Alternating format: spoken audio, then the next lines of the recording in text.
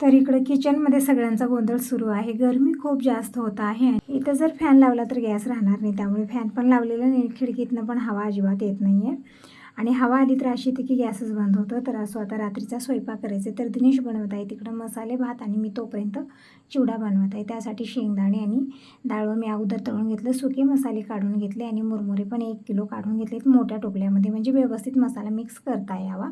तर इकडे फोडणी तयार झालेली आहे. लसूण टाकून अगोदर परतलं, नंतर सुके मसाले आणि जे तळलेले शेंगदाणे डाळ होतं ते टाकलेलं आहे. मस्त असा मसाला बनलेला आहे आणि इकडे बघू शकता मसाले भात पण बनवून तयार झालेला आहे. तर अगोदर सगळ्यांना जेवायला वाढलं, चिवडाही बनलेलाच आहे. आता रात्री जी भांडी कुंडी होती सगळी मी घासून घेतली. आता ही सकाळची वेळ आहे आणि इकडे पपई पण झाडाला पिकलेली आहे. तर दीपक पपई तोडत आहे, दिनेश फ्रीज स्वच्छ करत आहे. म्हणजे दोघेही राजकुमार कामात लागलेले आहेत आणि मी मध्ये बाहेर माझ्या जरा सुरू आहेत.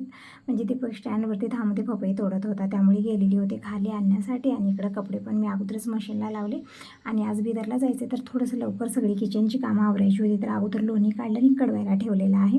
आता भांडे घासून घेते, तोपर्यंत दीपक पण येईल आणि कपडे धुवून झाले अगोदर उन्हाला टाकते आणि आता बिदरला जायला निघूया.